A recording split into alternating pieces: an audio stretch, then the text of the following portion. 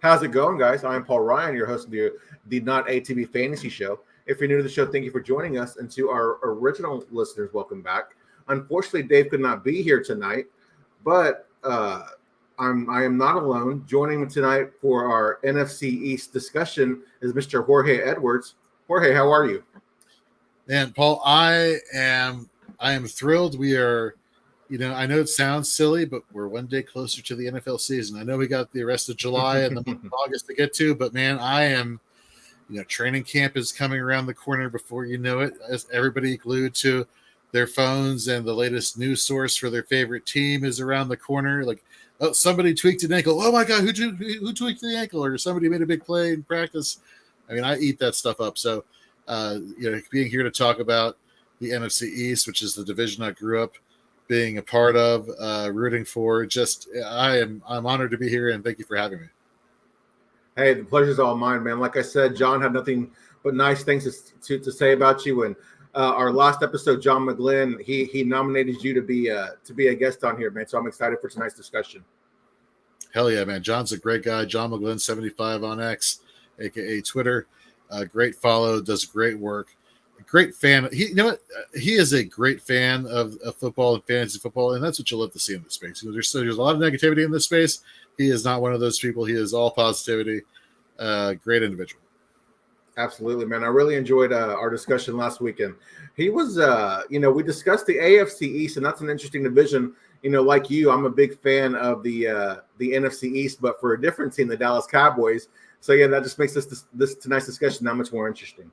Well, it's funny being a Commanders fan. I grew up outside of Washington D.C. in Maryland, and so I grew up when Maryland was still in the ACC. And I told myself growing up, there's one type of person I would never end up with marrying as my spouse: somebody who is a Cowboys fan and a Duke fan. So my wife to this day, love her to death. Not a Duke fan. But she is a Cowboys fan. And so we do have our 2 weekend of year rivalry where there is some trash talking going on. So it is a lot of fun, though. Yeah, that would be a lot of fun to have your spouse rooting for the other team, right there next to you on the couch. Exactly. Exactly. And it's one of those things where it's like you're sitting there and you're just like, okay, whatever is said today cannot be held against the other person. To which I am a little bit smarter than that and know better to make that mistake, but I'll let her get away with it because I love her. So what's funny is, when I initially had met my wife, we were just getting to know each other. And one day she came over and I was watching the Cowboys game, and come to find out she was actually a fan of the New York Giants, not so much the team, but just Eli Manning of all people. And that's kind of how our bond grew over football. Nice. I mean, he is the reason why they won 2 Super Bowls, so you can't hate that. Yeah, interesting player for sure. Well, I mentioned we're discussing the NFC East tonight, and in terms of fantasy, there's really a lot to like about this division. Let's start off with the New York Giants. And Jorge, after an impressive 2022 season and head-scratchingly bad season in 2023, even with the upgrades to the offense in 2024, can we trust Daniel Jones in fantasy? I mean, can you trust Daniel Jones in fantasy? I will. For example, Scott Fishbowl, for those who are unaware, is a tournament with thousands of people participating, and there are different scoring settings every single year that keeps things interesting. And one of those settings is you get an extra bonus for rushing attempts. So depending on my league scoring, if I'm getting bonuses for rushing attempts in terms of like the attempt, or am I getting bonuses for rushing for a quarterback? Yeah, I would roster Daniel Jones, because one of the things that people don't really remember too much about him, and I know it's because he was injured for most of last year, is the guy can move. The guy can run. He is not afraid to use his feet. The season that you were alluding to where they upset the Vikings in the playoffs, I mean, that was a really good year for him. Not so much being the pocket passing quarterback, but for fantasy purposes, he got out there, he got you those extra yards with his legs. And but if I'm in a traditional league where there's no bonuses for rushing attempts for a quarterback, I'm staying away. I think you could do better, especially in 1 quarterback leagues. You could definitely do better. In 2 quarterback leagues, Man, the rest of your roster better be pretty solid for you to be at a point where you consider taking Daniel Jones. Yeah, I think it definitely has some appeal in super flex leagues. That's like your quarterback 2, even your quarterback 3. I do like the additions that they've made this offseason. And one of those additions was Devin Singletary. And see, look at Singletary. He's been an RB2 in 3 of his last 4 seasons and is currently ranked as the RB20. Yet he's never run for more than 900 yards in any season or had 300 receiving yards in a season and has 4 total receiving touchdowns in his career. Are you buying, selling, or holding Singletary in Dynasty? In Dynasty, I am waiting for him to put up a 25-point game, and I'm selling. I'm selling. He is not the future of the New York Giants at the running back position. He is the best we could get after losing out on the Saquon Barkley bidding war, which apparently, according to the first episode of Hard Knocks, there wasn't a bidding war. They kind of just let him go, which to the reasons that they were alluding to kind of makes sense. But that notwithstanding, for Dynasty, yeah, I'm waiting for the blow-up games to happen and then trading away for whatever assets I can get. For redraft, I'm excited. I'm excited because who else is there? I don't know. I don't care. You look back to last year with Houston. You look back to his time with the Bills. The guy can produce. And you mentioned it. He doesn't have a lot of tread on his tires in terms of yardage, having to be attained there through rushing attempts. So, given the volume, given the lack of depth in that backfield, and the fact that we still don't know what to expect from Daniel Jones, I think you're going to see the Giants rely on their defense and that running game quite a lot this season. Absolutely, and I mentioned the additions that the Giants have made to their offense this offseason, and one of those additions was Malik Nabers, rookie wide receiver. And I know everyone is excited to see what Malik Nabers will do for Daniel Jones in the Giants offense this year. But with the questions about Daniel Jones' ability, Nabers being a rookie and the Giants offense overall, Nabers is the wide receiver 26 off the board. Where are you looking to draft Nabers in redraft leagues? To be perfectly honest with you, I'm not. There's another wide receiver for the Giants I'd rather hold off and draft based off of value, and that's Wan'Dale. Wan'Dale. God, why can't I remember his last name? Robinson. Thank you. God, I have no idea where that just came from. Wan'Dale Robinson. I knew it was whatever. It's been a long day. Wan'Dale Robinson. You look at every year he's played in the NFL, his yards per route run, his efficiency metrics, they've just been getting better and better. Not a lot of opportunity because poor quarterback play, lack of having your starting quarterback play. So literally play for the entire season, or for most of the season last year, a la Daniel Jones. But you look at, he is a former first-round pick. You look at what he did in college. You look at what he can do as shown in glimpses in the pros. I don't think the Giants' offensive line is going to be able to protect Daniel Jones long enough for him to take a few steps back and to really pepper Nabers with targets. I think they're going to have to get the ball out quickly, whether it's the screens to Singletary or the short over the middle passes, and that's right up Wan'Dale Robinson's alley. Yeah, and you look at the Giants wide receiver room, it's Malik Nabers who's going to be the alpha. Then you've got Wan'Dale who's going to be the slot guy over the middle guy. And then you've got Darius Slayton and Jalen Hyatt, who both being field stretchers.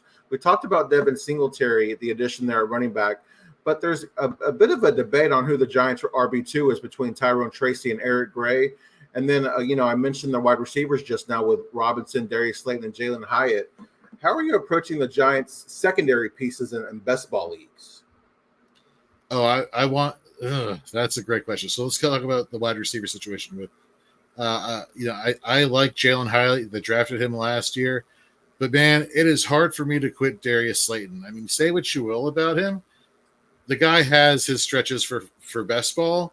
He helps win you some weeks. Like, you know what I mean? Like, he doesn't get a lot of target volume, but he does get the deep passes. He does get the big plays, is what you want. And while I like Jalen Hyatt, and the potential, I'd rather bank on what I've seen versus potential in a given situation. So give me Darius Slayton in this situation. As far as the backups there, last year, Eric Gray. Oh, he's the guy you want. Saquon can't stay healthy. Let's get Eric Gray. He's going to be a great running back, and he's so great that they drafted Tyrone Tracy this year, who's now. He's going to be the guy you want. I'm staying. Again, for Dynasty, give me Give me Tyrone Tracy, because if it was Eric Gray, Tyrone Tracy would not be a New York Giant. So give me the guy that they have more faith in this year than the guy they had faith in a year ago and decided they had to upgrade at the position. Yeah, I was taking a lot of Darius Slayton early in the offseason, and now I've kind of been targeting Jalen Hyatt a little bit more in best ball just because of the ADP discount. And then I was, same thing for Eric Gray. I was taking him more early in the offseason, but now seems to be Tyrone Tracy is who I'm going after just to have a little bit more balance. Oh, yeah, definitely. You got to with anything, whether it's dynasty, redraft, best ball, finding value, going to the grocery store, finding value and discounts, wherever you can get them is the way to go to. Is the way to play. We need to come up with some fantasy coupons, Jorge, so get guys awesome. at an ADP discount.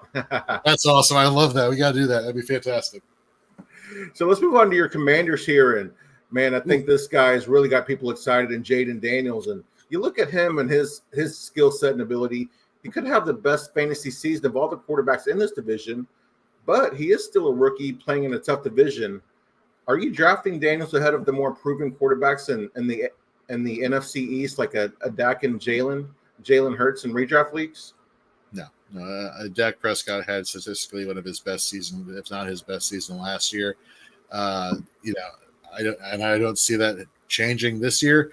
And the old narrative, contract year players always put up their best numbers. Well, even if he doesn't put up what he did in 2023, it's a little bit less than that. I still think he's going to be one of the top fantasy quarterbacks you can get. And Jalen Hurts, this guy can do it all.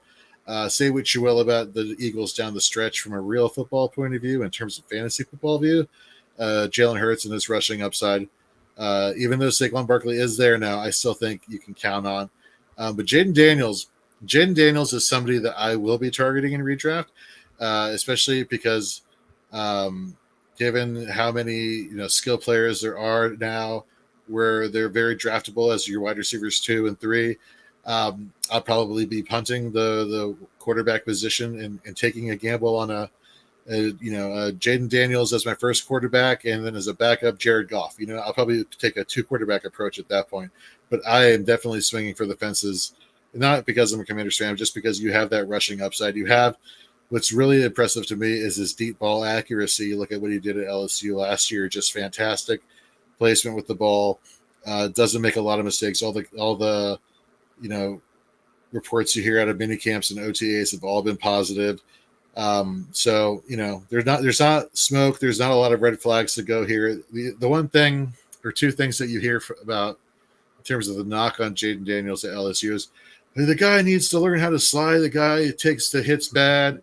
And he only did this for 1 year. He didn't do this at Arizona State. I'm like, okay, there have been plenty of cases where you've had, quarterbacks go off their 1 year and then, turn it on. So I don't like to hear that narrative.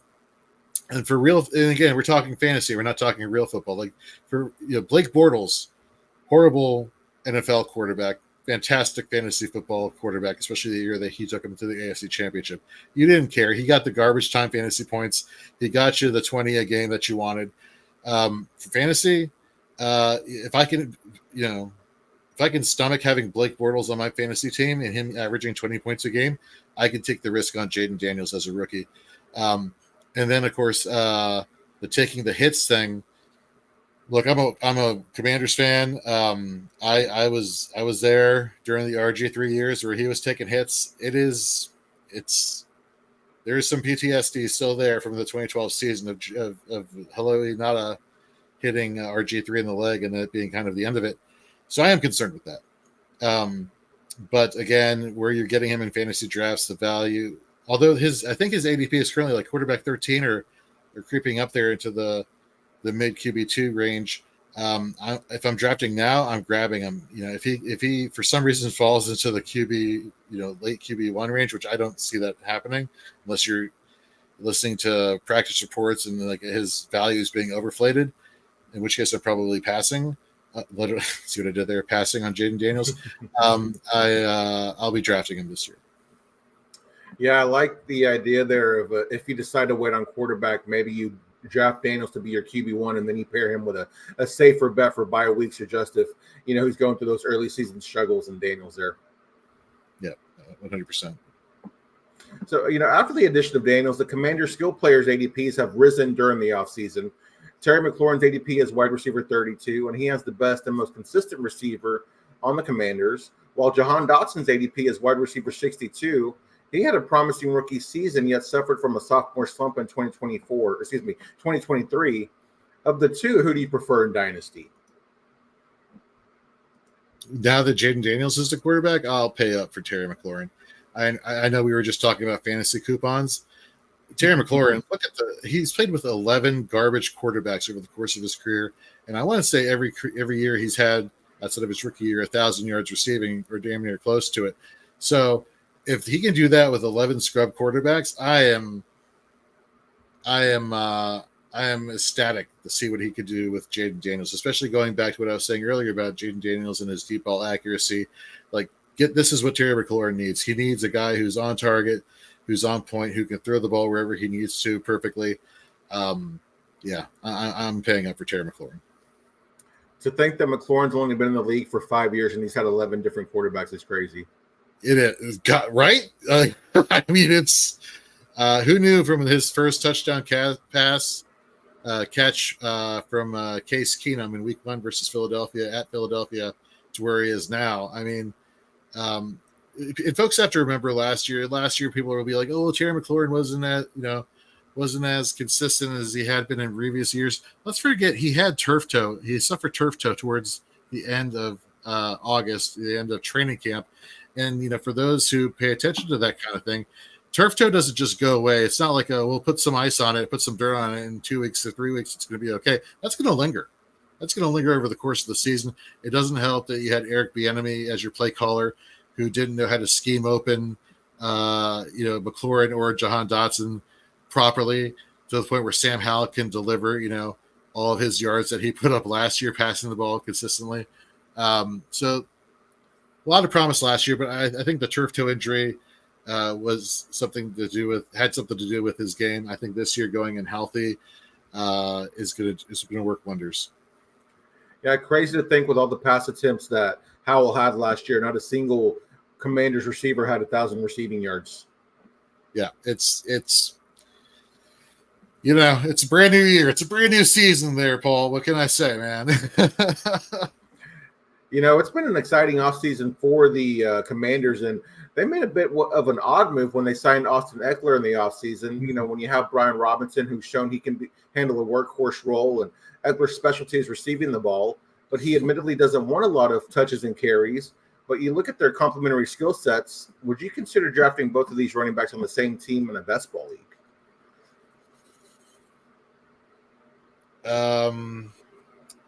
I am trying to get Brian Robinson everywhere I can this year for fantasy. Eckler, no, I'll pass on Eckler wherever he's going in terms of ADP for drafts. I think I can do better. To be honest with you, and I don't want to spoil things for a little bit later, but you being a Cowboys fan, you'll appreciate this. I would rather take a chance on Ezekiel Elliott than I would Austin Eckler this season for fantasy. And I can get to that, rationale a little bit later when we talk about the Cowboys. So, I'm trying to get Brian Robinson. Give me all the Brian Robinson this year. Yeah, he's really steamed up draft boards, and rightfully so. I think he's in for a big year. Another player that people I've seen are excited about in this Commanders offense is Ben Sinnott, the rookie tight end, and he's been a popular tight end target in best ball and dynasty leagues. But people tend to overlook the Commanders' addition of Zach Ertz in free agency, and he has familiarity with Kingsbury's offense, knowing that tight ends don't always produce early in their careers. Is Zach Ertz the one that maybe we should be drafting in 2024? For redraft, I'd rather wait until later in my draft, and yes, you could wait later in your draft to draft Zach Ertz. I would take Zach Ertz just because of that familiarity in Kingsbury's offenses. You saw them utilize the tight end a lot. I think Sinnott, though, is the guy you go for. He is the guy you go for in Dynasty. One of our writers here at Fantasy and Frames, Chris Battistel, he did a rookie preview, which you can check out on our website, where he was talking about the pros and cons with Ben Sinnott, and ultimately it comes down to reps. It comes down to opportunity, and when given that, the Senator, as he's called now, is going to ball out for this Commanders passing game. But for now, I think you take the discount and redraft on Zach Ertz. And again, you're waiting till like, you know how people were like, you wait till defensive kicker till the last 2 picks of your draft. Well, the 3rd pick is Zach Ertz, and I guarantee you'll probably be there in your drafts. That could be a nice little waiver wire add in Scott Fishbowl, for people who might not have picked him up or drafted him. True. That's very true. Yep. Well, let's move on to the Philadelphia Eagles. And the Eagles made possibly the biggest splash signing in free agency when they signed Saquon Barkley. Injury concerns aside, we know the upside Saquon offers, but people are concerned about his fit with Jalen Hurts, who has 20 rushing TDs over the last 2 seasons. What are your thoughts on this situation and how Saquon fits in the Philly offense next to Hurts? Do you remember the beginning to last season when DeAndre Swift was like carving up opposing defenses because he had that Philadelphia Eagles offensive line to run behind? Okay. Now you put Saquon Barkley back there.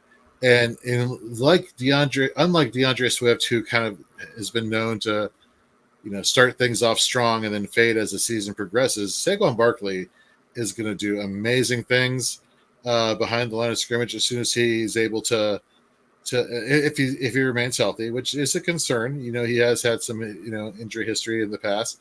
Am I concerned for Jalen Hurts? No, he's going to get his rushing upside. You may not see a lot of tush pushes anymore because Barkley can get those yards on his own, or especially behind this offensive line.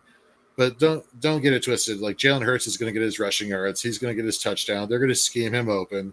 So I'm not concerned at all. There may be, now I will say there might be a dip in his points per game average. But what am I saying? Like, let's say the guy was averaging 24 points per game. He might get you 22 or 21. Am I really complaining about it at that point?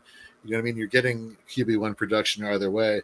So no, I'm not concerned about that, to be honest with you. Yeah, that Philly offense is pretty scary when you think about Hurts, Saquon Barkley, A.J. Brown, Devonta Smith, and then even Dallas Goedert, who he's had his own issues with injuries. But that's a pretty scary offense if Kellen Moore can figure out how to get those guys open and work together.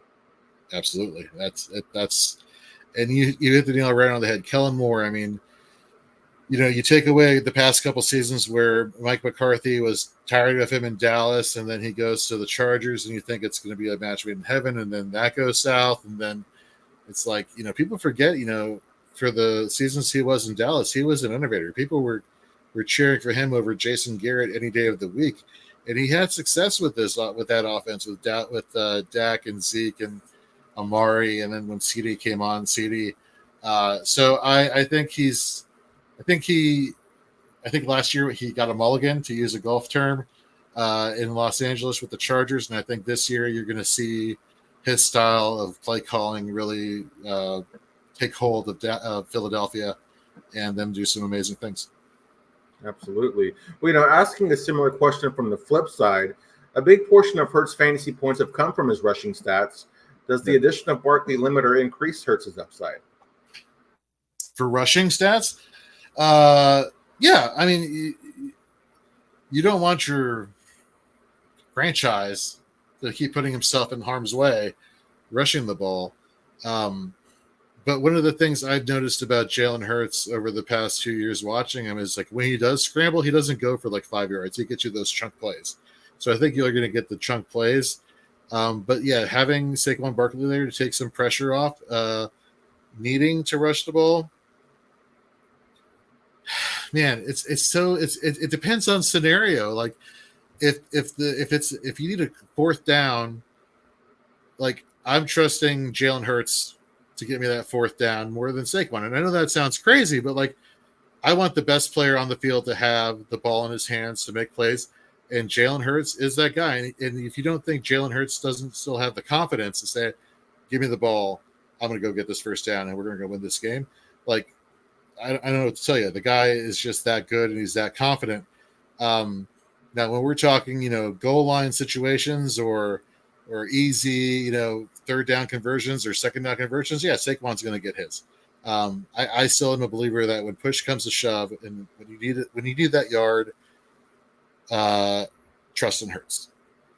Yeah, and the beauty of that also is that even as good as Jalen Hurts has been with the tush push of picking up those critical fourth downs, Philadelphia might not have to be so reliant on that with the addition of Saquon Barkley.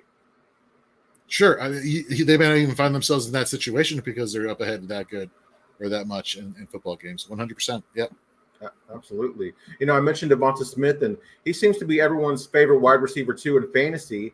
You look at where he's being drafted, he's in the same range as guys like Zay Flowers, Nico Collins, a DJ Moore, and a Michael Pittman Jr. In redraft leagues, who do you like most in that group of receivers there? Oh, it's Devonta Smith. People like to call him a wide receiver too. I'll still call him the 1B to Brown's 1A. I just feel AJ Brown's 1A. The guy just delivers, and I hate the narrative. Oh, he's too skinny, or oh, AJ Brown's there. He's going to siphon targets. The guy still gets his targets. He gets the deep passes. He has a good reception percentage. You look at any other metric you want to. The guy can play, and he makes plays for fantasy. So, if I go running back heavy in my draft and Devonta Smith is my wide receiver 1, I'm perfectly fine with that. Like, give me that. And as far as the other wide receivers you mentioned, I am a fan of Zay Flowers. I really like his upside, and I like having another year in Todd Monken's system in Baltimore for him to really take that next step forward. But until I see it, it's Devonta Smith for the Eagles for me. Very fair. I know of that group, and just for me, I do still like kind of Nico Collins, even with the addition of Stephon Diggs there, but Zay Flowers might be the most appealed just because of potential target share.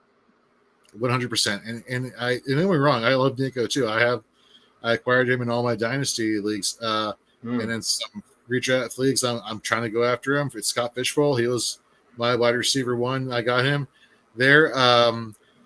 Yeah, I mean, you like it. You don't like the situation, right? But you like the contract he got, after the Stephon Diggs acquisition. So, if I'm a Texans fan for fantasy, I'm more excited to have CJ Stroud as my fantasy option than any 3 of those wide receivers. But don't get me wrong, Nico is going to get his. Absolutely, absolutely. Another player that's intriguing in this Eagles offense is Dallas Goedert, who he's had 3 consecutive seasons as a top 15 fantasy tight end, but he only has 1 top 10 season in his 6-year career. Do you trust Goddard to be your fantasy team's every week starter, or is he more of a matchup based play?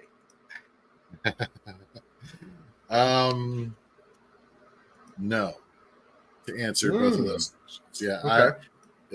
So just peek behind the curtain. You had some questions on your show sheet as far as like players you're not happy with. He is numero uno on that list. So I do not trust him to be my weekly starter. And I don't trust him for fantasy purposes either. Very fair. Yeah, he's a weird one, man, because I mentioned the production that he's had. He looks to be consistent, but he's dealt with injuries, and then you kind of take a deeper dive into his weekly numbers, and they're really not that great. Right. I mean, he has his streaky game or 2 or 3 per season, but then again, and the thing I don't like people saying is like, well, the tight end position is such a bad position anyhow. You're grateful for whatever you can get. He got you 6.7 points. Well, that was the tight end 8. I'm like, I don't care. That's only 6.7 points. I'd rather pay up for tight end than trying to find value at the tight end spot, unless it's a really good situation where the tight end could be valued, like Zach Ertz, like we were just talking about a few minutes ago. No, I'm off the Dallas Goedert bandwagon. Very fair. Let's move on to my Dallas Cowboys here, the best team in this division, and we're sticking with the tight end. After finishing the season as the tight end in 2023, people still don't believe in Jake Ferguson's talent. Are you buying, selling, or holding Jake Ferguson in dynasty leagues? Buying, starting. He's the one I'm targeting in fantasy football drafts, if I'm being completely honest, and I don't get Kelsey or Laporta or Andrews. I would rather, if Kittle and Ferguson are on the board, I'd rather wait and have somebody take Kittle on name brand alone and get Ferguson, because you look at the double-digit fantasy points per game, point games rather, that he had last season. Just fantastic. They are incorporating him into this passing game. who's the receiver, not just wide receiver, but receiver 3 for this Dallas Cowboys, I think it's Ferguson. I think he's going to continue to show you that they really have a lot of faith in him. Yeah, man, I just love his production. I love his target share. I love everything about what he does. And like I said, he's the one who I'm really targeting in my fantasy drafts for redraft coming up, as well as for Dynasty. Yeah, and I don't think people really understand the trust that he has developed with Dak Prescott, which is a huge thing.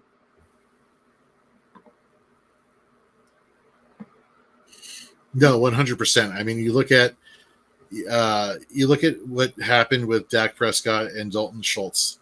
Now, some may say, is that a product of Kellen Moore in his play calling, or is that just a product of them having a connection?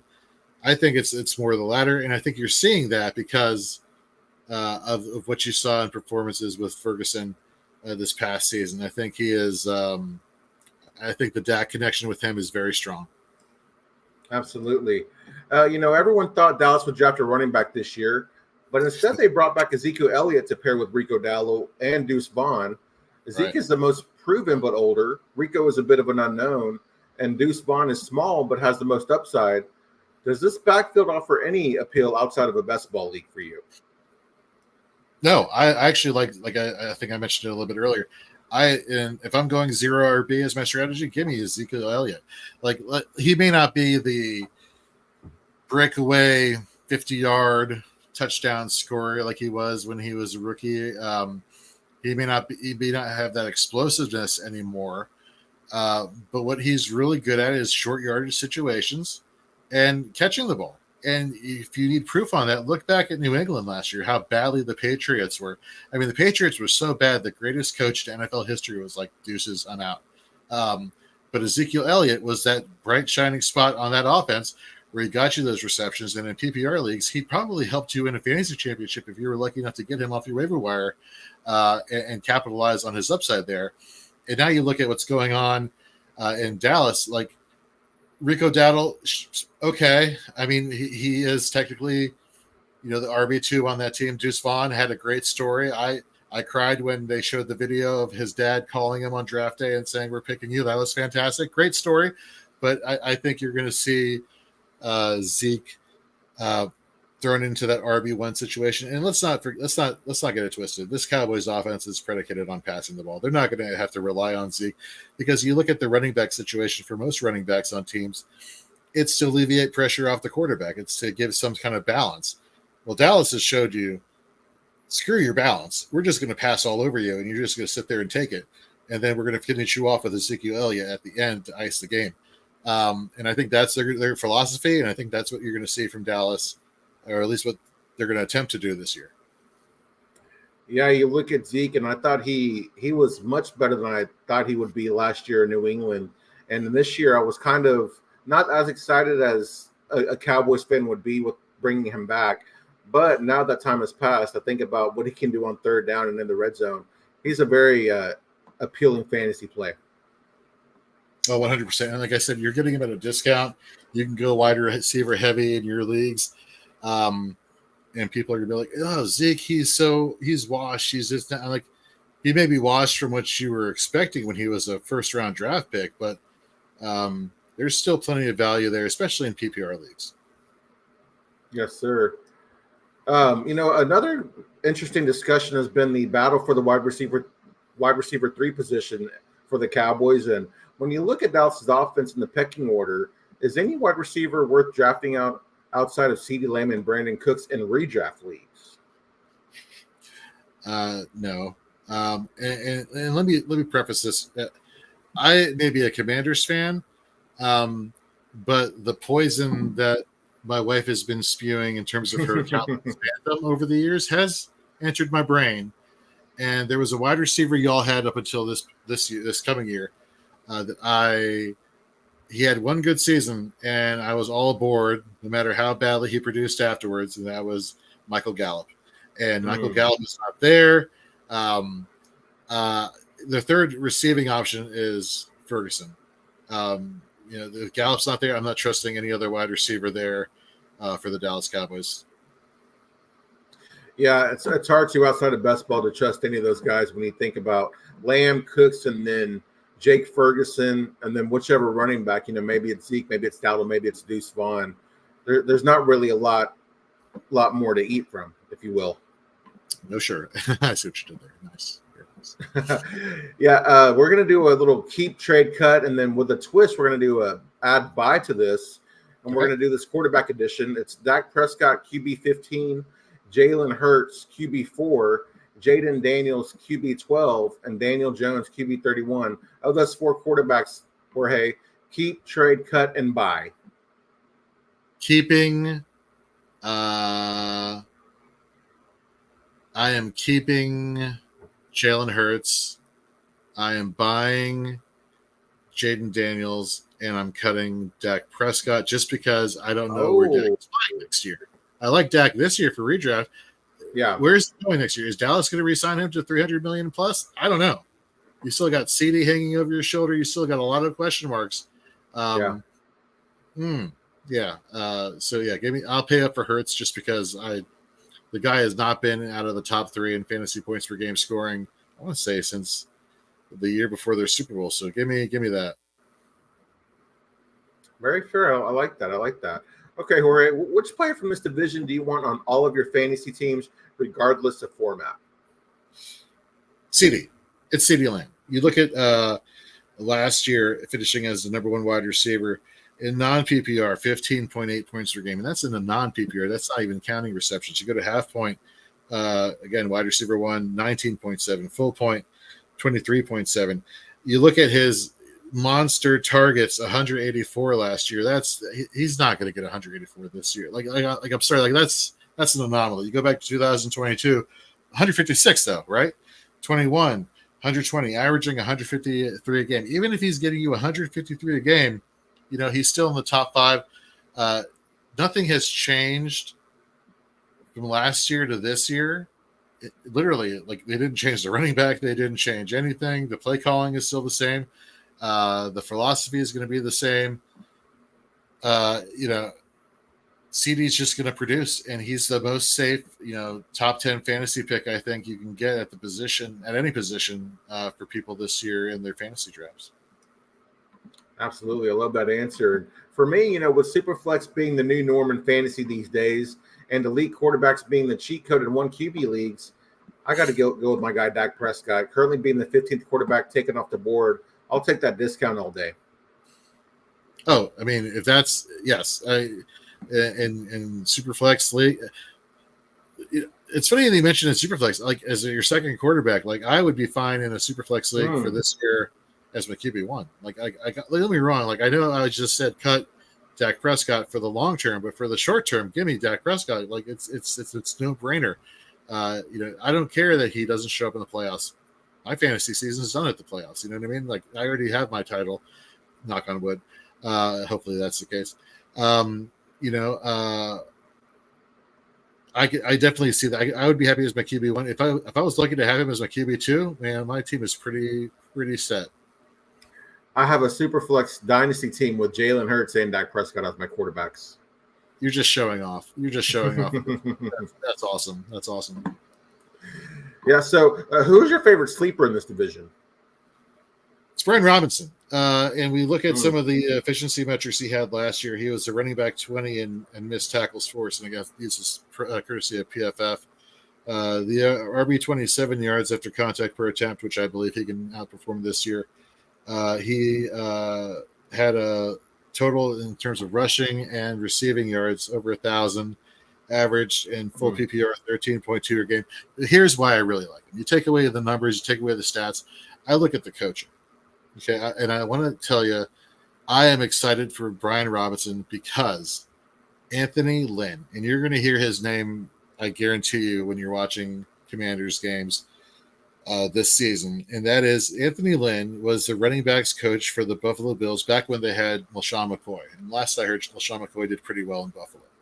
And then Anthony Lynn went to the Los Angeles Chargers, where he had Melvin Gordon and eventually had Austin Eckler. Then they moved to San Diego, became the Los Angeles, became the Los Angeles Chargers. He knows how to coach running backs. He knows how to get them playing at their best.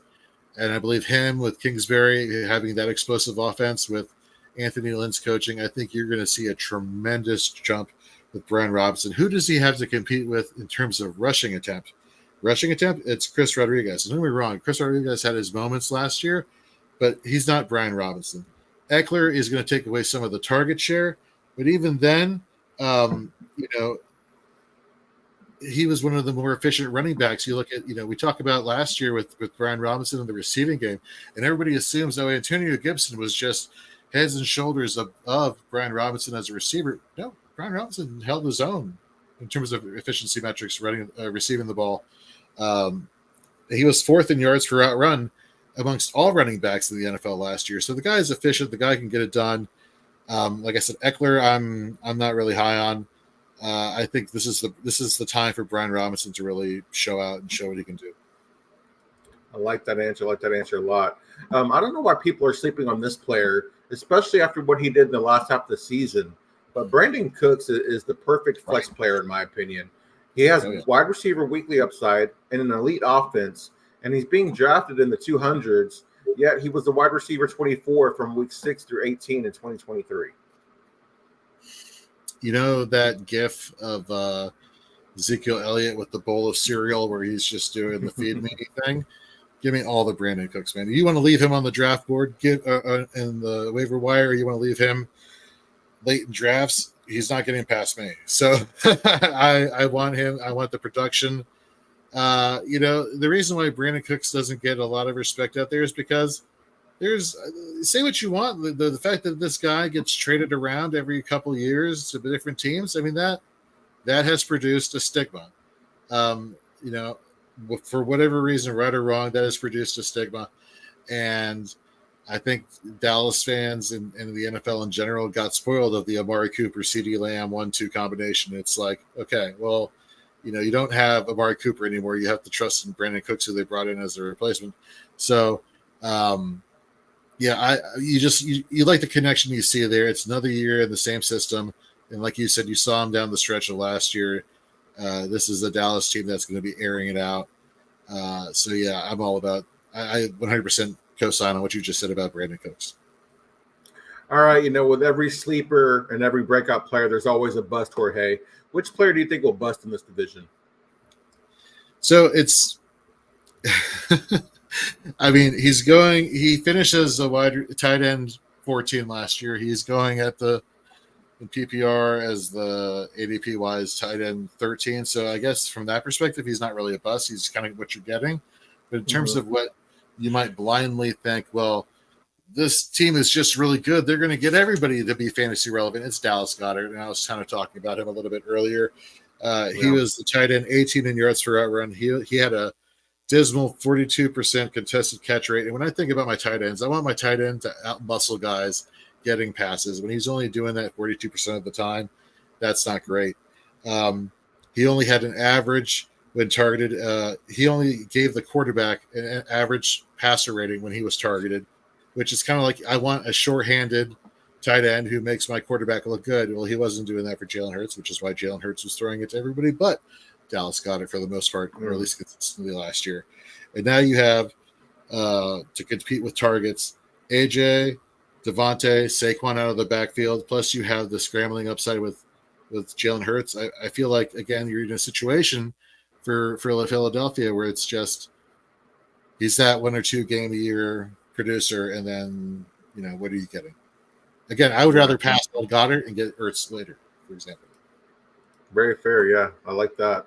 This is strictly based off of ADP for me being drafted as the RB4. I don't think Saquon Barkley will finish inside the top 10, let alone the top 5. I don't like drafting players at their ceilings. No, that's very fair, and I would rather take for me, I've become more risk adverse in my first round pick. I'd rather go wide receiver. I'd rather get somebody like a CD, probably who's falling to me at that point, or a Jamar Chase or a Justin Jefferson, somebody who's a little bit more proven, a little less injury adverse over the course of his career. I think Saquon is a great 1-2 turn pick for a second round turn pick. I would not take him in the top 5 or top 4, like you were just saying. Yeah. Glad we could agree on that. I felt a little crazy writing it down, but no. I'm glad you see that. I mean, and we were talking about this earlier. Like, we were talking about it from the other perspective of like, how is Saquon going to impact Hurts? Well, how is Hurts going to impact Saquon in that regard? Mm-hmm. So I think you are having, and then they drafted Will Shipley, I believe, out of Clemson, who, is he going to eat into Saquon's, rushing attempts and target share? Rushing attempts, no, but they may want to preserve Saquon, and so you may see Will Shipley do a little something that might impact the target share there. I mean, Kellen Moore, like I said, he has a lot of options there receiving the ball. So, no, I'm right there with you. Not a top 4 pick. Okay, who's your favorite division to draft in this division? Or excuse me, rookie to draft? Jayden Daniels. NFC East. Yeah. And that's not, you can call it me being biased? Sure, I'm biased. The rushing upside for the quarterback, if I can get him as my quarterback too, like, I am ecstatic. If people want to tell me, oh man, he's so frail, or he could be injured, he could play one and done, it could be an RG3 season all over again, and I could be like, or that could not happen. And he balls out for the course of his career. It is a fantastic quarterback for the Washington Commanders. Anybody can get hurt on any given day, so I don't want to hear that narrative that he's, somebody who can get injured quickly. I mean, anybody can get injured quickly. You never know when it can happen. So I'd rather not think about that. Take the players for who they are, where they're at over the course of their career in terms of their health and situation. And for fantasy, what can they do for me? And Jayden Daniels can give me a lot of rushing yards. So I'm happy with that. Absolutely. And the last thing you need to try to do is try to predict injury. So don't do that to yourself. Right. Absolutely. 100%. My favorite rookie to draft in this division is, man, it's Malik Nabers. Anytime you can get that high upside elite wide receiver, the more often than not, the cheapest they'll ever be is in their rookie draft. So when you can grab that guy, you do it immediately. And not to mention, he's probably going to go cheap.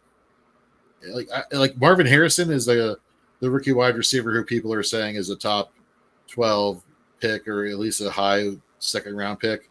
And people are forgetting about Nabers just because he's with the Giants and Daniel Jones. And it's like, no, dude, like, if I had to pick between taking Harrison or Nabers, I would rather pass on Harrison and get somebody who's proven as a top first and second round pick, and get the discount on Nabers later on, just because, like you just said, he is walking into the Giants camp as the best wide receiver they have on their roster, the alpha there, and somebody that Daniel Jones they better be best friends. They better be doing what Matt Stafford and Cooper Kupp did, and they have breakfast with each other every day, just absorb everything, young man, because you are about to be in the New York spotlight. And yeah. So I think you're spot on with that. That's a great pick there.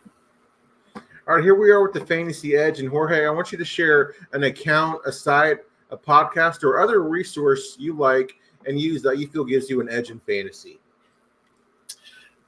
So, and I just happen to know him very well. And so, and the work he does, and that's Michael Bauer at Rewind, CEO for the Dynasty Rewind. They put out fantastic work. Like, if you type in Dynasty on YouTube, like, I guarantee you one of his videos, his videos or his team's videos. Shout out to Bob Van, who does a lot of the post-production there. They're just fantastic. They're informative. They get to the point. They tell you what you need to know. They throw in some humor. They throw in some personality. Great people to watch, to interact with, and get to know. But it all starts at the top, and he is a great leader for that brand, and he represents that brand well. So Michael Bauer at Rewind, CEO. Okay, I'll definitely remember that. I'll put that in the sheet. Here we are with Fantasy Shout Out. Just share an account you think would be a good guest for this show. So I'm biased because I love the Fantasy and Frames family so much. We there's a lot of us here. Four-eyed framers here. That's a horrible nickname. I got to find a better one for our team. The one person that really jumps out to me, who's been making since he's come on board impressive strides, doing his research, just, who I quite frankly think is not getting enough attention in this fantasy space as a whole is Drew Scott at Drew3MR. I mean, this guy, you tell him to show up to a show, he has stats memorized from 2020 to now. He can talk to you about any player, any situation. And you know what? When you have to debate him on something, 9 times out of 10, you're going to walk away losing that debate because he will change your mind and he will come prepared. And most importantly, he is a down-to-earth guy, really cool to get along with. And like I said, deserves more recognition in this fantasy space. Absolutely. I got him marked down. Looking forward to chatting with him. Give us a bold call NFC East edition. I'm going to say I'm going to say Devin Singletary will be a late QB or RB2 to finish the season in points per game. I really think the opportunity is there, and I think he's going to take advantage of it. Yeah, I mean, I think people are kind of sleeping on this Giants offense as a whole just because of, Daniel Jones' bad season and just how the Giants looked last year. But that's a stinky team to target in fantasy. No, it is. I mean, it's really a crapshoot. You really have no idea what you're going with. But you look at the production that Singletary had down the stretch last year. Not a lot of wear and tear. And, if Daniel Jones ends up not being the guy that the Giants thought he was, they're going to rely a lot on this running game. And I think Devin Singletary for fantasy managers is gonna have to produce. Like they have no other option. Yeah. My bold call is I think Cowboys running back Deuce Vaughn will have 30 or more receptions. I don't know how bold that is to some, but that'd be a good season for him. I mean, that's definitely a step up from last year, right? And so, look, Deuce Vaughn looked great in the preseason. He didn't get a lot of work last year, for whatever reason. I don't know. But I like that. That's pretty cool. Okay, here we are. Sorry, it's the small shifty backs that you have to worry about in the receiving game. So I like that call. Yeah, absolutely. Here we are with Plug Talk. And Jorge, I'd like for you to share any and all content you're creating where we can find it. Sure. So you can find me on X/Twitter at Jorge B. Edwards. But I would much rather you follow my brand's account, Fantasy and Frames, at Fantasy and Frames. Head over to our YouTube channels, hit the subscribe button and notification bell. Head over to all our social media channels. TikTok, we've been getting into pretty hardcore. YouTube, hardcore. Facebook, we're getting there. Instagram, we're getting there. But also head over to fantasyandframes.com. Check out our rankings for Dynasty, Redraft, IDP, Dynasty, IDP, Redraft, rookie rankings, you name it, as well as all of our articles in season, as well as our articles in the off season. Just a lot of great work there. We got Gary Davenport, who's he writes for every single big name site I can think of, and he is known as the IDP godfather in fantasy football circles. He's coming on board and writing for us this fall, so we're looking forward to that. Have a lot of great writers, a lot of great content creators. We talk about everything fantasy football, so really appreciate your support at Fantasy and Frames. Guys, make sure to go sub to those channels. Follow Jorge and Fantasy and Frames on Twitter. I am Paul Ryan. You can find me on Twitter, aka X, at Paul_Ryan15. Jorge, thank you so much for your time tonight, man. Thank you so much for having me. It has been a blast. I love talking the NFC East, and if you ever need somebody to talk about this again, I know we have an instant rivalry already. I'll be happy to pleasantly talk trash with you in season when it's Cowboys Commanders week. Absolutely, man. Looking forward to it. Guys, again, I'm Paul Ryan, and I'll see you guys next week.